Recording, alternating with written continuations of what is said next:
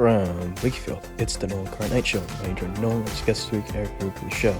And now, ladies and gentlemen, here's Nolan. And welcome back, ladies and gentlemen, to another edition of the show. Joining me this week, he is not just a host of one of the most premier shows on Instagram in Rhode Island history of sports and whatnot. He is a reporter, sports reporter for the Province Journal. You may not just see his writing, but his amazing photography skills on the sidelines of today's high school sports. He is the one, the only Mr. Eric Rueb. Eric, how are we today?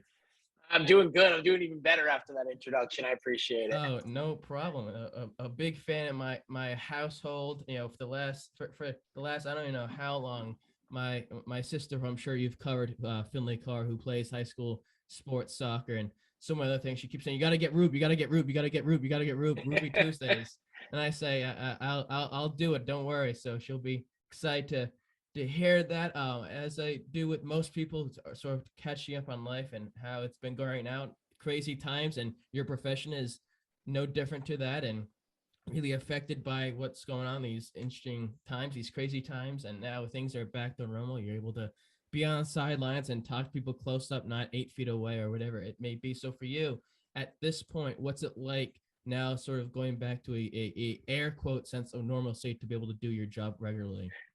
I mean, to be honest, I haven't really thought about anything like that since, middle of last spring, late last spring, when, I covered some volleyball where we still had to wear the masks indoors, and then they kind of stopped that. But since then, most of the high school sports in the spring are outside. So I didn't really have to think about any of that. The restrictions, most were lifted. I was vaccinated, so I had no trouble going to places, and it wasn't that big of an issue. And this summer I kind of take it easy and don't really, kind of relax a little bit before the hectic fall schedule starts. But there is this kind of nice sense that, this fall, for the most part, it seems we're going to be gung ho. And I know for a lot of the high school kids out there, this is going to be the first normal season we've had since the fall of 2019, which is crazy to think about. It's insane that it's been that long. It just doesn't seem to make sense. But when you think about the partial season that winter, and then what we dealt with the last year and a half after that, it's kind of crazy. But also it gives you a great appreciation, although a lot of the spring sports not having to worry about that, appreciation for the small things, such as being able to interview someone or go up to something or even sit down at a sporting event. They're covering it. Asking this to the guests I've had on, what's during this time, what has Eric Rueb learned about himself that he didn't know previously? I learned how to use social media a little bit better. That was a big thing. But I mean, during a lot of this was just, I think the break away from, that 1 year where we really couldn't cover much of anything gave me a really good opportunity for myself professionally to think about different ways to do things and not just do things the old school newspaper way. And I joke about the social media stuff, but I think that was just a progression of everything, where I realized, okay, I have to find a way to reach my audience, and maybe just writing and Twitter isn't the way. And it kind of, okay, let's, you tip your toes into the water and see what works, and you hope nothing bites you. And it's, for the most part, it's been working, and the response has been great. But that was, for me, at least professionally, that's what I've learned the most these last 2 years is going out there, not being afraid to try something new and see, and not being afraid to fail. Well, I give you props for doing this and doing it wherever and whenever. I mean, it's rise the meme game of being sniped at all the sporting events and just rolling with that, and all the stuff, just jumping right into it, not being afraid to do it. I give you props to that.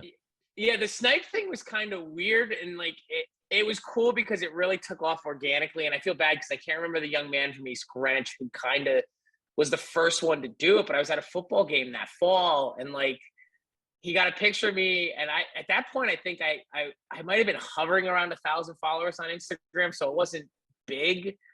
And I just kind of posted well, I hope no one does this anymore. And then it's insane now, sure. Which is, and it's one of those things where I do appreciate all the support, because it really is. It's 99% supportive, and I'm just amazed that people I see kids in supermarkets and they're like, "Oh, can I take a picture with you?" My kids were doing a basketball camp in town, and they were like the coaches, they were high school kids, like, oh, is your dad's Eric Rueb? And they're like, oh, they're sick of it by now. But it's the sniping thing really took off, and like I'm on my toes 24/7 though, because I'm like always conscious about like, Sure. okay, if I go in a room where there's a handful of high school age kids, it's weird because I feel like I know at least one of them may have an idea of who I Sure. am, and I'm just like, someday I got caught yesterday at a Dave's, and I could hear the kids talking. They're like, I think that's Eric Rube. And I just caddied for my day job, and I was exhausted, beat up, sweaty, gross. And I'm like, oh my God, just please don't ask me to take a picture right now, because I just want to go to sleep. But it was, Sure. no, it's been really good. And the support's nice. And like I said, that one kid took a picture and it just took off organically. And I want to find out the goal in this for me is to kind of figure out, okay, what's going to be next? Because the snipes are fun, but I can't be doing that in 2 or 3 years because it's not going to have the same effect. So we're going to try to figure out something new, and I'm sure it'll happen very much the same way the snipes did. Someone will do something, I'll be like, wow, this is kind of funny, and then it'll take off. We'll see how that goes, though. We'll see how it goes. I'm sure it'll be something next that'll be even bigger. Most people who are successful at what they do, such as yourself, they know at an early age that the skills that they have just are innately higher up. I don't want to say superior, but a little bit more high advanced than others. And they know that from an early age. And there was an article that was written about you, an interview you had done where you talked about your grandmother being a copywriter for the paper when you were a young child. So it's always been in your blood. At what point, though, do you remember where there's an example of you writing or whatever it may be, and you saying, this is what I'm supposed to do? Well, I mean, it's dumb, but this is literally like, and I tell people all the time, this is literally what I've wanted to do since third grade. I still have the notebook that we used to write in daily, where I was writing about like basically like game stories on my little league games, and the teacher wrote in it like, "Can you write about something other than sports, please?" And it was like, well, that's what I liked. So, I don't think there was ever. This has always been what I wanted to do, and there was kind of a rocky time where, I was working at the weeklies down in South County, the North Kingstown Standard Times, Narragansett Times, those papers. And that was in 2013. And I thought my career was essentially over because there's just not a lot of these jobs. And, you just keep grinding. I started thinking about other careers. What else could I do? And got lucky, got my foot in the door to answer calls at the Journal just to take sports scores. And it kind of took off from there. But it's one of these passions I've always had. I love journalism. I love writing. And I think now the fun part of it is trying to figure out what's next. Like it can't with technology now, it's not just writing. And a lot of my success, I think, or at least perceived success, is from the video and the social media stuff that I've been doing. So I'm trying to figure out what the next thing is. And I think once I figure that, try to get good at that and see if I can do that and keep on growing and growing. For you though, and for those, I mean, that's a level of confidence to know from an early age that that's what you're going to be doing. The only thing you're going to be doing. Was there any point prior to going to URI for journalism and starting at the local papers of any sort of backup plan in terms of if this doesn't work, then I'll be doing this? No, no. And in hindsight, maybe not a great idea, but it was one of those things that, my first job, it took me, I think like 6 months to find my first job out of college, where I was literally applying to papers throughout the country, which was something you did back then, just sending clips and seeing who would take me. And then I got a job in Pennsylvania, and it was with a good group of guys who kind of showed me what community journalism can be and how it doesn't just have to be this passive sort of thing. And we really treated the high school kids like they were pro athletes. It was a lot of fun. And I was only there for 18 months or so, but I learned a lot in that time. And I was like, okay, this is how it needs to be done. And I knew that, my goal was always, I need to get to the Journal, because if I can do this stuff for the Journal, it's going to be big. And it just took me some time getting there. Because when I was at South County, it's the stuff I was doing down there is no different than what I'm doing now, except there's, now I'm not, there's more social media stuff involved now, but yeah. I forgot. Yeah, I forgot where I started with this point, but no, did I have a backup plan? Absolutely not. Literally, there were points where I had always worked at golf courses my whole life, and I was like, well, I could maybe work at a golf course or something. I had a friend who was a head professional, was trying to get me hooked up on as a caddy on one of the mini tours, and that was going to be. I was like kind of lining up to do that until I got my job at the weeklies in South County. It seems like every time I'm about to take that step into a new career or try another field, something has just kind of fallen into my lap, and you just take it and run with it. Sure. Unlike my high school, when I was attending high school before going to URI, there was no real available opportunity or landscape to sort of do something of this nature or any type of journalist type of situation. Besides a National Lampoon-esque type of newspaper at my school that was every other semester or whatever it may be. For you, maybe even URI as well, as technology is really advancing in the late 90s. Was there any opportunity or way for you to really work on your skills at a student level, or is it more of as you got further onto URI and then eventually at the locals? Well, I went to East Providence, and I wrote for the school paper, but I kind of didn't know what I was doing, even though I thought I did. And then when I got to college, I wrote at the school paper there, and kind of started figuring out. But the one thing I always did was read, and I read everything I could just for both personal knowledge and entertainment. And when I was at URI, that was right about when the internet was starting to take off. Where people know Bill Simmons from The Ringer now, but I know Bill Simmons as the Boston sports guy. Like when he was writing for an AOL homepage at some random Boston AOL site that was paying him like $50 a month. And, I started reading Barstool before, when, I would drive up from Pennsylvania to Boston, and my buddies would hand me copies of literal paper copies of Barstool before it was even a website. And like, you kind of just figure things out from doing stuff like that. And the writing, like I look at stuff I wrote 5 years ago and it's not good. I look at stuff from 10 years ago, it's terrible. I mean, the stuff I was writing when I was in college is just trash. And but when you're writing and you're doing stuff, that's how everything is. When you start, you think you're good, but you always have to remember you can be better. And no matter what you do, even if, the best stuff that I wrote 10, 15 years ago, I probably read it now and it's like, well, I could have done this different here. Just always learning and always thinking about stuff. For you to URI covering sports as most college students do at URI, whether it be the lower, I don't want to say lower level sports, because that's not respectful, but some of the sports who aren't as maybe busier compared to basketball or football, they have the Keeney Gym, and before they got the Ryan Center. For you to sort of be there around the time almost that they were using the Ryan Center, what was it like covering some of the sports at URI at that time? See, it was fun for me because when I started it was the Good 5 Cent Cigar newspaper, then I covered a lot of the soccer teams. They just kind of put me on that beat because that was what was going on. Their team was good. The men's team was nationally ranked. The women's team, I think they might have made a tournament once when I was there. And I don't know a thing about soccer to this day, like as far as strategies and how you play it. And I know a little bit of the rules, but like it was just being kind of ingrained in that team, and that's where I learned. And then by the time I was a junior and senior, where it was like, oh, do you want to cover football? I was like, no, not really. Like I'm like I've always been kind of okay with letting some of the underclassmen do that stuff, cover the basketball team. For me, I was trying to enjoy. I mean, I was at URI during the worst 4 years of the basketball programs, so I there wasn't a lot of excitement around hoops then. But covering those lower tier sports, it was more fun for me than going to cover a college football game or going to cover the men's basketball team. I covered a lot of the women's basketball team too. It was for whatever reason, those kind of sports I've always kind of gravitated toward. And I don't know if it's because they're more appreciative of the coverage or what, but it's for me, it's always been more fun. What does that say then about your love for covering high school sports? Is there any sort of connection, or is it just two completely different things? To be honest, I don't know. Like my goal when I got into this business was I wanted to be one of the reporters who wrote about when the Red Sox won the first World Series. Like that was my thing. And then they won in 2004, and I was working at a newspaper, just not a paper that covered professional baseball. So when I started in high schools, even then I was like, well, I still kind of want to do pros.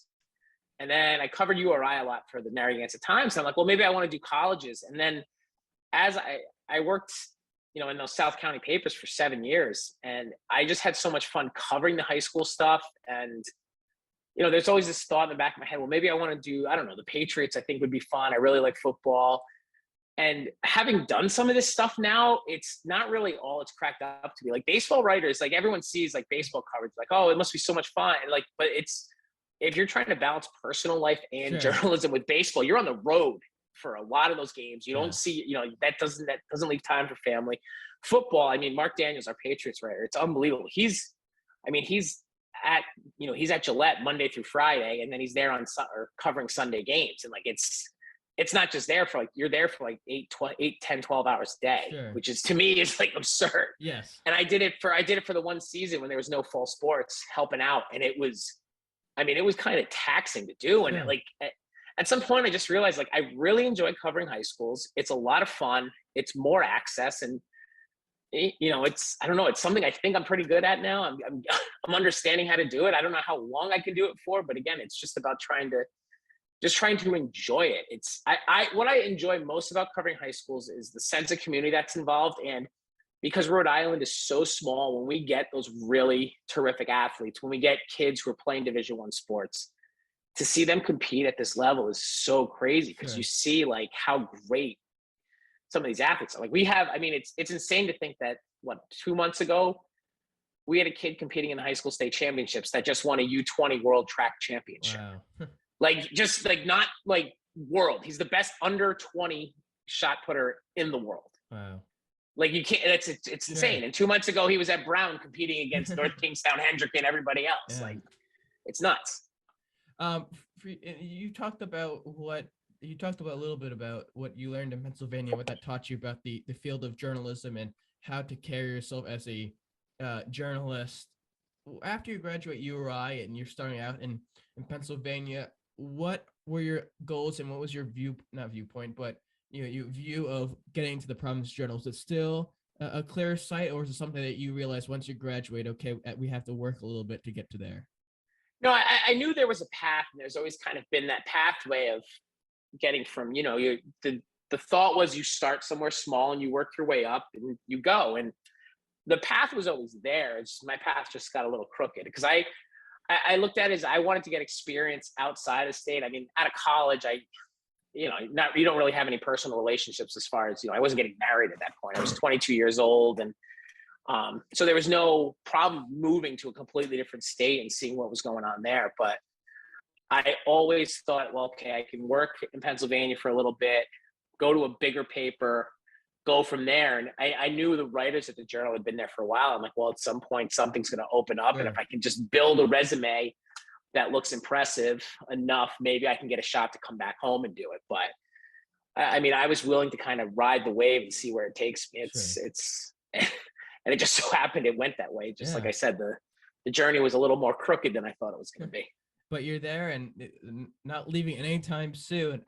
You worked at the Southern. Eventually, you make your way to the Southern Rhode Island newspapers, and you quickly become a person in charge there, and as the putting the section together, and the editor and the boss man of that section. When you're dealing with that very early on in your time there, how do you work on that in terms of accepting it and not getting overwhelmed and flustered and your work decreasing, but then also realizing, hey, I belong here because my work's quality?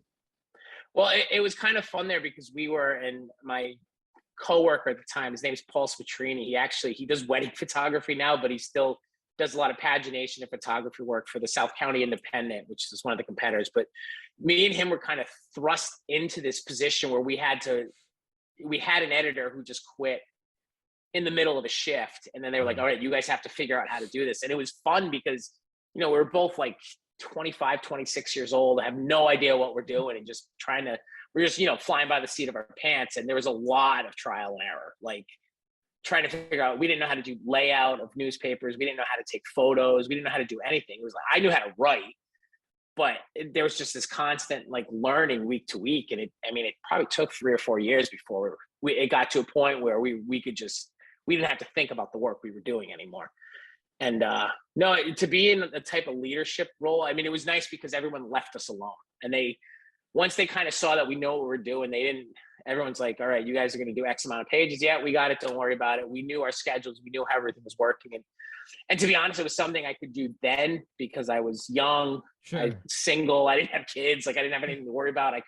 I was working overnight shifts till 6, 7 in the morning. Wow. And it wasn't a big deal because I could come home, sleep all afternoon. I can't get away with that now. Sure. Now if I'm up till 2 a.m., it's going to be a rough day for me the next one. So, but yeah, it was just, when you're young, it's, again, like, I mentioned earlier, it's, you just have to do stuff and not be afraid to fail, and just, you're going to make mistakes. You just got to learn from them, move on, and try to be better the next time. Sure. I had a colleague of yours on last week, Bill Koch, and I sort of asked him some of his experiences as a sports editor at the Beacon and the Herald, and how he dealt with making sure I don't want to say quality, but the top stories that are the best written and the best quality for the paper to be shown, but also making sure there's no, I don't want to say favoritism, but the best is getting out there, and not just yours as well. How did you deal with that as a young editor for that newspaper? Was it difficult for you, or was it something that came for you easily? Yeah, it just kind of happened. We figured out that it's funny you mentioned Bill, though, because when I moved back from Pennsylvania, Rhode Island, he was the first editor or the first person to give me a freelance assignment covering some American Legion baseball that summer. I still remember that. But yeah, my former coworker Paul, like we literally had like this whiteboard we drew. We covered 9 schools, and we wrote down every school and every sport, and we would track during the year who we covered and how many times, so that way we knew, we've covered a little bit too much, like Narragansett, boys soccer. We have to kind of focus a little more on the girls soccer or volleyball, just to balance it out. Because we, at that point, we always wanted to have kind of this balanced coverage, because we were such a small community paper. And, to be honest, like at the Journal now, I'm trying to do sort of the same thing. I don't want to see the same teams all the time. I'd like to see more teams. And then during the playoffs, it's kind of who's ever winning. But, with the weekly approach, it's just, you got to know, you have to be so ingrained in your community and the schools that you're covering. You have to understand what's going on, but you also have to be aware that, there might be some teams that, it's a smaller paper. You got to cover everybody, and you just got to do your best to do it. So it was a very rudimentary system. And it's actually kind of funny to think, like, we probably could have created an Excel document or something, but instead we just had a board just with dashes and tallies. So we knew what was going on. It makes it more memorable, though, looking back at this point. You mentioned that you got a job caddying, which I believe you still do to this day. What translates, and maybe vice versa, from that to sports writing, and then back to the other one, between both jobs? Is there anything that's similar to both, or even though it's a completely different thing? To be honest, the best thing, and I've always caddied growing up, and I actually caddied this morning. But the one thing that I've done, I've been at TBC Boston since 2013. And the biggest thing that I've gotten out of it from doing that's really helped me since I've gotten to the Journal is communication. Sure. I'm a lot more confident now. I can caddy for anybody. It doesn't matter how good, how bad. I can talk to them confidently, and I know what I'm talking about. And like having those, spending 4.5 hours with 4 strangers and not being afraid to have a conversation and try to get to know them a little bit, being able to have discussions with people has really helped me, because now, I'm walking up to strangers all the time, talking to kids who they may know who I am, but I don't know who they are. And I'm trying to, you're trying to meet someone in this 3 or 4 minute interaction, and you make the most of it. And caddying and meeting all these new people, I don't even know how many people I've caddied for in the last 7 years. It's got to be in the hundreds. It's got to be in the thousands. Got to be close to over 1,000. Wow. Just random people. And but having that gaining that confidence, having those skills to effectively talk to people, and not being afraid to meet people, and being confident, that's all helped me in doing what I'm doing now. And it's kind of one of those things I only started thinking about maybe earlier this year. Where like, yeah, I guess I don't know if I could have done what I'm doing now 7 years ago, because I don't think I had the confidence. 2018, you get the call to work at the Providence Journal, as taking phone calls. I'm sure scores as well. What was that like in terms of getting the phone call and realizing that your dream of working as a journal writer is almost there? Yeah, it was one of those, and it sounds a little cliched and sappy, but it's 100% true. It was one of those moments where it was like I felt like I was getting drafted by the I felt like I was an NFL player on draft night, and I'm not afraid to say it. I got the call, I hung up, said yes, and I immediately just started crying, because I was that was the thing I wanted my whole life, was to get to that paper.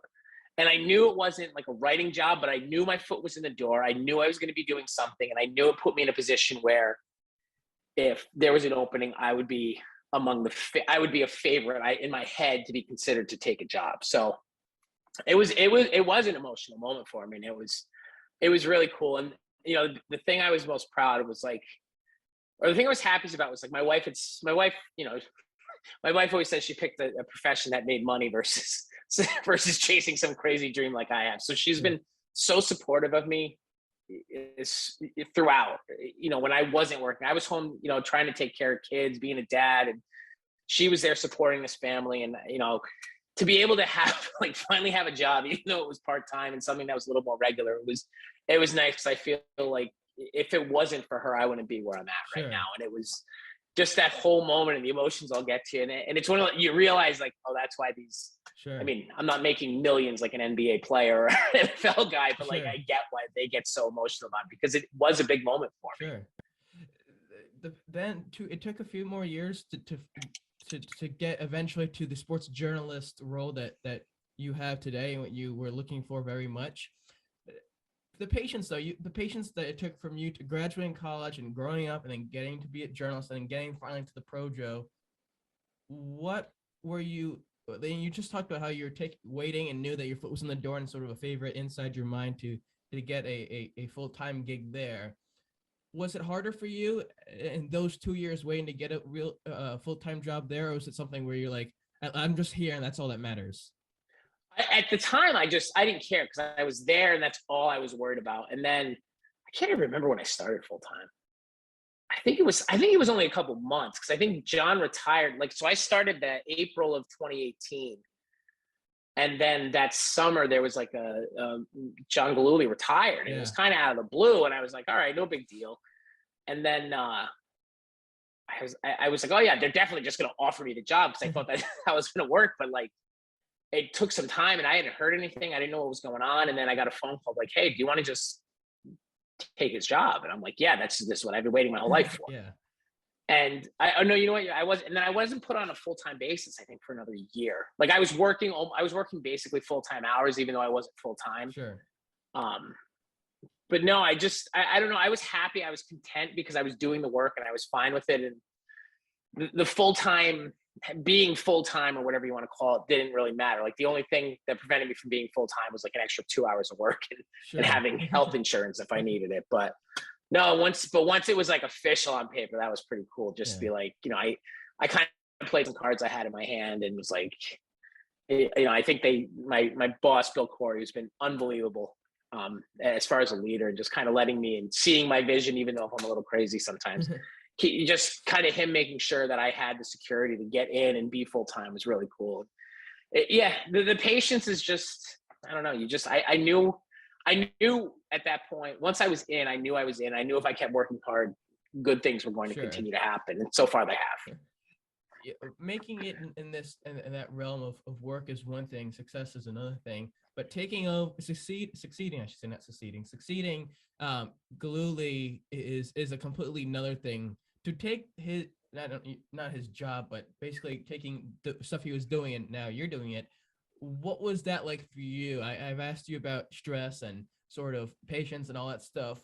Was that something you were expecting to take over a role after someone had been doing it for so many decades?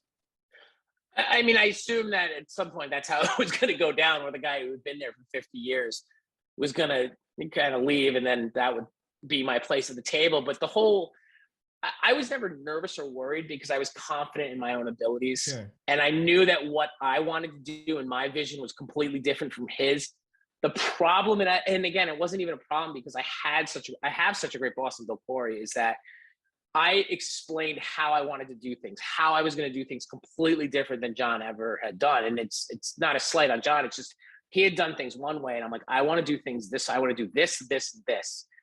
And one of the things I told him was, you know, some of the things I want to do, I'm like, listen, you got to give me 3 years to try something out, because the first year people aren't going to know what's going to going on. And they might not like it. They might be uncomfortable. The second year, people are going to start to understand.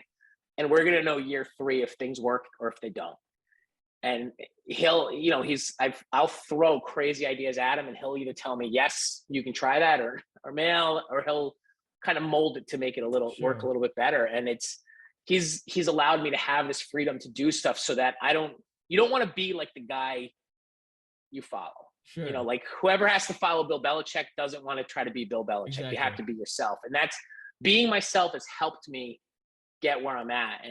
And kind of just helped me create whatever this Sure. rebellion monstrosity is. You in that Providence Journal article that interview you did where it sort of talked about your story and how you got to where you are. There was a moment you talked about where you were much younger and you were, getting shown around, whether it be by your grandmother, whoever it was, and you walk into Bill Reynolds, and it was sort of like a big deal for you, although he said that he probably doesn't remember to this day, but you still do. Going from a fan of them, reading them work, digesting it, living it, swimming in it, breathing it, to then working with them, I'm sure was a completely. What was that like? Well, I don't make any bones about it. I'm a loser, like a journalism nerd. And it's like when I got the chance to cover the Patriots, and I'd be in locker rooms and I'm like, oh my God, you see Tom Brady and you're like, oh, and then like by the third time, you're like, whatever. Yeah. But like I go in there, I geek out because Tom Curran's there. Or like, some of these guys that you see on TV, like I sat next to Bob Ryan at a URI basketball game and my head was ready to explode because I was so nervous. Like, I'm like, it's Bob Ryan. It's Bob Ryan. Yeah. Like, what do I do? And it was like that when I started at the Journal because, I'd see Bill was there. Bill Reynolds was there. And like, he is anyone who grew up in Rhode Island, or at least maybe, my age, younger, like they know who Bill Reynolds is. Sure. Bill Reynolds is God. Like he's, he had a Saturday column. He was just the voice of basketball. You knew who he was. And then I'd see guys like, I walk into, when I met Gail Ciampa, who's our food editor, she's like, I've never met her, but I knew her byline. And I was like, oh my God, it's Gail. And I was so excited. I met Kathy Gregg, who covers the State House. Like, she's unbelievable. And like meeting her, I lost my mind. These are the news people that like, when I meet them, I get so like, it's still kind of weird to say I work with some of these people. Like, sure. And I have the opportunity every now and then I hang out with some of the TV folks, and I know all the sports guys, we see them all the time. But like, I went to Rosie Langello's farewell party and all these people from Channel 12 show up. I'm like, oh my God. And I can't, like, I'm like, you're famous. They're like, no, I'm not. You're famous. I'm like, no, I'm not. And it's like, oh, but it's that will always excite me, is seeing people that I've read or I look up to, or someone whose work I enjoy, and getting to meet them and talk to them. And it's been nice too, because in doing that now, it's helped me create some relationships with these people. And I like listening to how they do work. And, hopefully they sometimes listen to how I do work, even though I think my work can be a little juvenile sometimes, but it's always fun. And yeah, for me, it's like I said, I'm just a nerd. It's a good experience for me. Anytime I see someone who has done great things, whether it's newspaper, TV, or whatever, when I get a chance to meet them, it's really cool.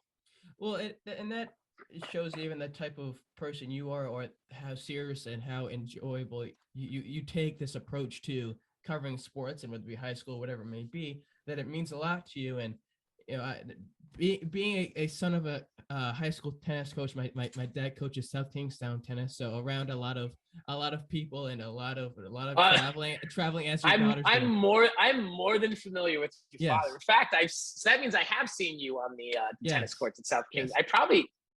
I'm willing to bet I've taken more than one picture that you were hopping around in with the floppy hats with your dad at state championship matches. Well, he still has those and still wears those 30 years later.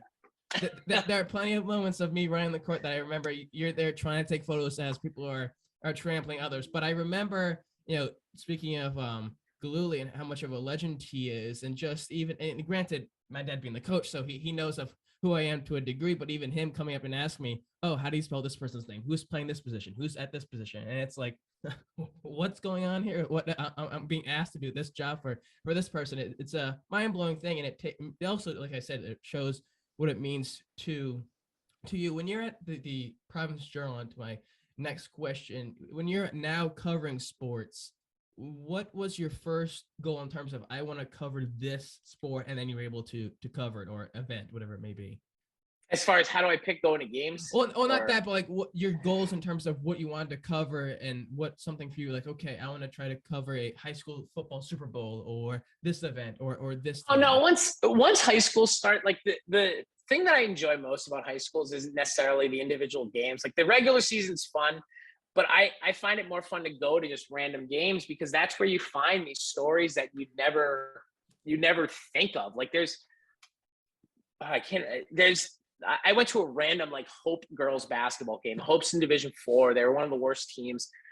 And I ran into this girl who I found out was like she was born in Rhode Island and then moved to Columbia because her father was sick, and then moved back, and then had these issues with her grades, and like they messed, or not her grades, but they messed up her what is it, her something with her transfer, and it didn't work out, and then she actually had to like make up a year of class because they had screwed something up, but she ended up graduating on time, and she ended up going to like some big time college too, and I can't remember, but it was like those are the stories that you go to games, you talk to people, you find out stuff. That's what I look forward to most. Like I don't get me wrong, I love my Friday nights. Like Friday night football is Friday night, and that's from starting in Pennsylvania, seeing high school football down there, and I'm trying to create a little more excitement around football here, but there's not one specific game or event. I just like going to find stories, and however they happen, they happen. And it's always fun when I run into them, or if someone messages them to me or sends me an email like, hey, look at this, check this out. And it's, yeah, you can't, I find like if you get stuck looking for, well, I really want to cover X, Y, or Z, you get tunnel vision and you don't really, that's all you're focusing on. But if you're like, okay, I need to do this, I'm going to go to this game, we'll see what happens, I'm going to try this, you're in search of stories. And the only way to really find them is by going to as many different things as you can and seeing what happens. Eventually the pandemic comes around, and then eventually the rebellion is born out of the fire. It soars as a phoenix into the sky. And you as we talked about before going here, as well as at the beginning, how that's taken off and you gain all this traction in social media, attention. And you saw something, maybe this wasn't directly from this, although you started in a year ago in September. For you though, were you able to tell, okay, and you talked about how you need to constantly be improving and moving up with the times. Was that something you could tell, hey, I'm going to be trying to do this to really grow myself in the field? Or was it something that kind of just naturally happened because of whatever was going through? It kind of just naturally happened because it really started, like I had started posting videos the previous spring, like on Instagram, and I didn't know what and I was just like, well, it'd be kind of, I guess, maybe the kids will want to watch the post-game interviews that I do. And I did a bunch of them. I remember for lacrosse, and I posted them. And then one of the guys that I caddy for was just busted my chops about it. Because I would start every interview exactly the same. And he was a college basketball player at Boston College. But while I was there, he interned with Nesson. And like, he's like, dude, I can help. And like, just showing me things about production and giving me advice on things. And Bill Koch had done a bunch of stuff at BU when he went to college, and he had done a little TV stuff. So he was helping me. And like, I was constantly picking the brains of the TV guys, because I have no idea. I'm also very conscious. I don't look like, Chris Pratt or Chris Hemsworth. So like, I don't like being on camera. I wasn't very comfortable, but that was something that I gradually kind of just grew into, and realized that my confidence was enough that I was kind of not portraying, I'm not being a cartoon character. This is just me times, 100 times like 100. Just rev up the personality and go. But I just had to constantly keep thinking about, well, what can I do better? When I started doing the Ruby Tuesdays, those were just off the top. And then, one of my guys was like, well, you just try to script it out a little bit, like what you want to talk about, 3 major points, this, and then I was like, oh. And then I got structure in the show, and I'm constantly trying to learn. Like I'm jealous of someone like you, who you clearly have editing and production skills somewhat that I don't. I got to figure out to get I want to get a better camera, better sound, so I can do a more professional grade stuff, unless there's some company out there that's going to throw me a bag and let me do this, where they can handle that and I can just talk. But it's been a constant education. I tell a lot of kids, I'm impressed with, you guys your age, kids, some of these high school kids, they have like full on, they know how to do so much stuff, and I'm amazed at it. Just the video production stuff, and there's balance, and it's like, I wish I was 20 years younger, because I feel like it would be so much easier now to be like, probably harder to break into the business, but it's so much easier to learn.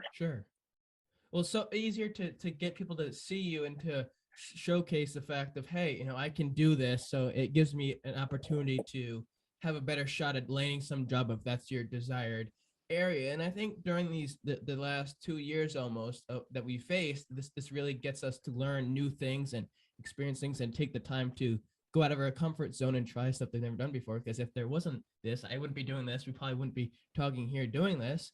But it's an entertaining thing, and to see it. And I'm sure for you, you probably didn't think it was gonna blow up and turn to the size No, it's no. been. I didn't think it would turn into when I walk into Newport Creamery, the hostess is like, "Oh, you're Eric Rueb," and I'm like, "Yep, I'm here."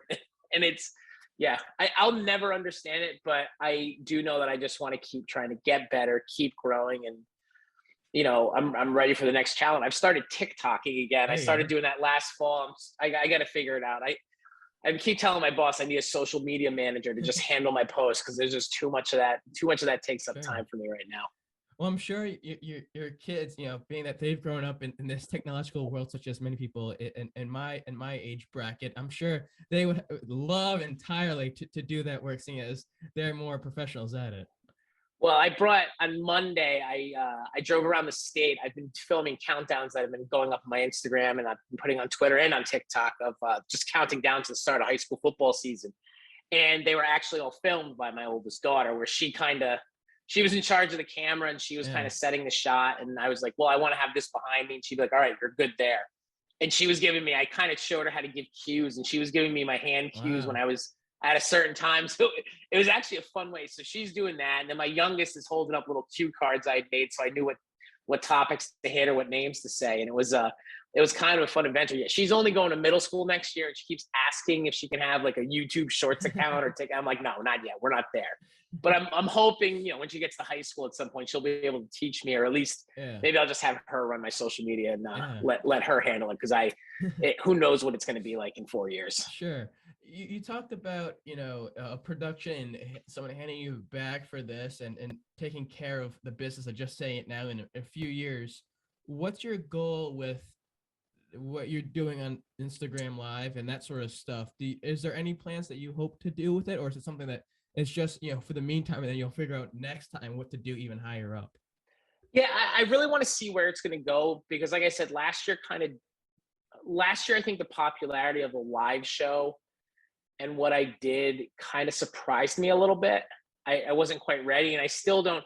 I watch a lot of Instagram lives or Twitter live on Twitter and all that stuff from other accounts and national accounts, and I see the number of live viewers they have, and then I see the number I have, and I'm like, well, that's not that good. But then I keep forgetting how much smaller that my circle is versus these people who are nationwide. So I realize the numbers are better than I think, and now it's trying to make the product better. I want to expand it a little.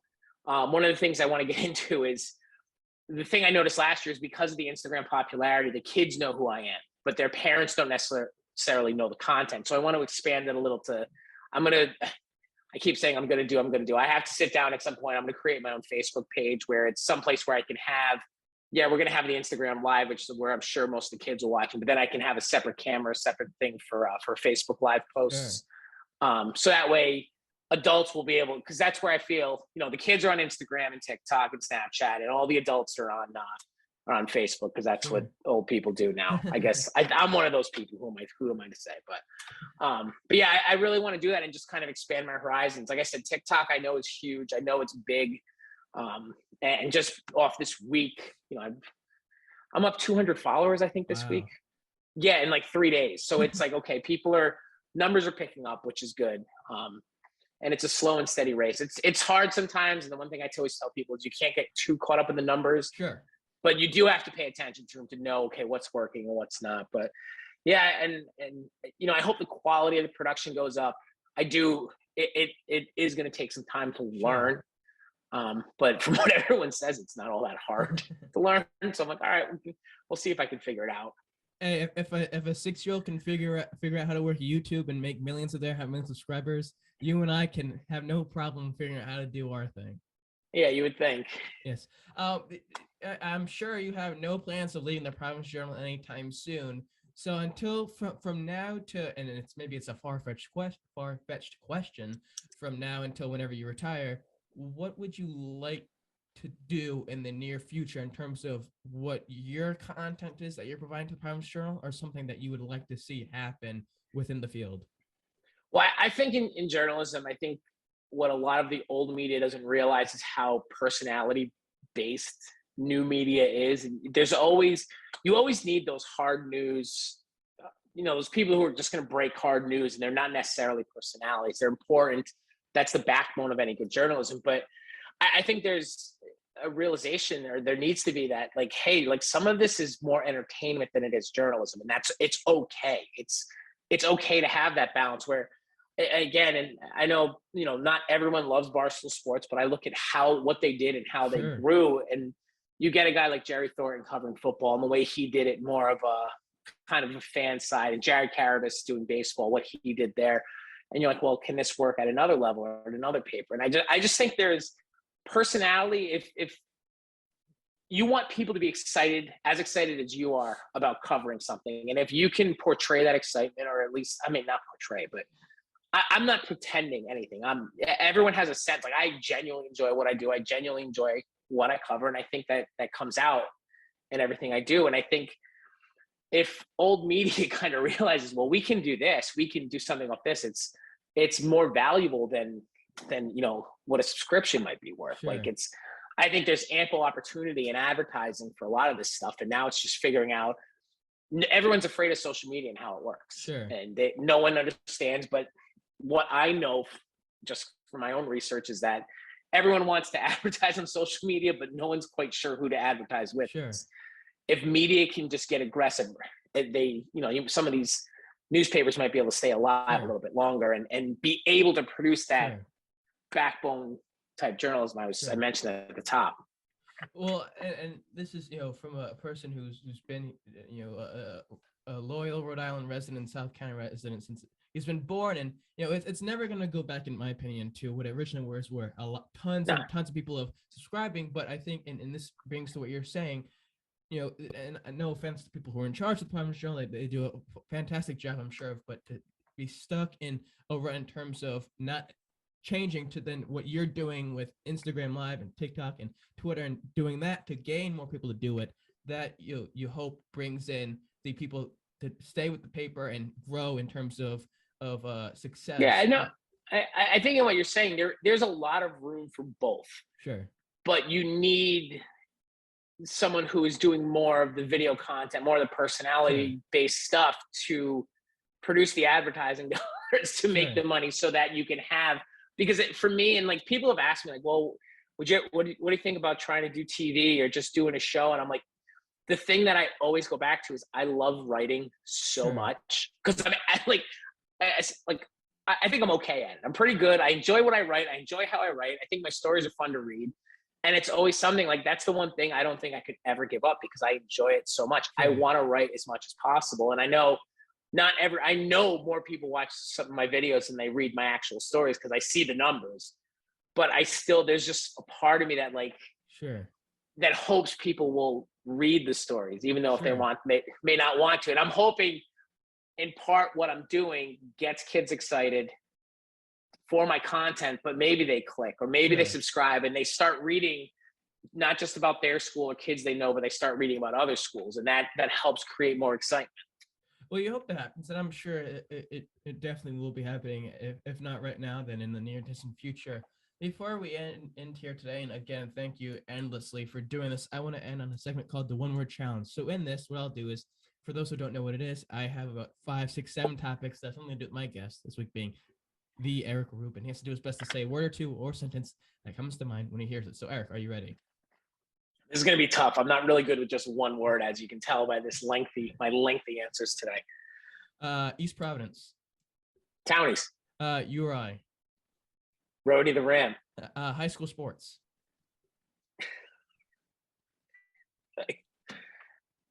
Fun. Journalism. Writing. John Galooly. Legend. The Rebellion. Insanity. And last but certainly never least, Eric Rueb. Oh God, I don't even know. Just a dad. I'm sure plus more. Well, sir, I want to say thank you again for being so kind with your time. I know you're busy, as I said, with high school sports coming back up into full force, and the summer being over. The summer of Rueb, as you said, is getting close then. So thank you for being so kind with your time. No, thanks for having me. Really had a lot of fun today. Well, all those out there who enjoy this, because who the heck wouldn't? And when Eric Rueb wins yet another award for his awesome journalism work, and he wins an Emmy one day for his for Ruby Tuesdays, you're gonna be like, holy crap, they should subscribe. So do us a favor, subscribe, like, comment, share. As Eric Group says, I know he has this copy written because this is saying subscribe, because if you don't, you're missing out, as they say. Eric, is there anything you'd like to plug, promote, put out there for anyone else? No, ProvidenceJournal.com. We're going to start getting to our coverage next week. Previews coming in that first week of September, and then it's going to hit. If you don't follow me on Instagram or Twitter already, please do. And if you can follow me on TikTok, that'd be great. I want to see if I can get that into take that to the stratosphere next. I'm going to try to be better at it this year, I promise. Yeah. Well, for those out there who want more information and news and all that grand jazz, follow on Twitter and Instagram. And in the words of Johnny Carson, I bid you a heartfelt good night. Till next time, take care.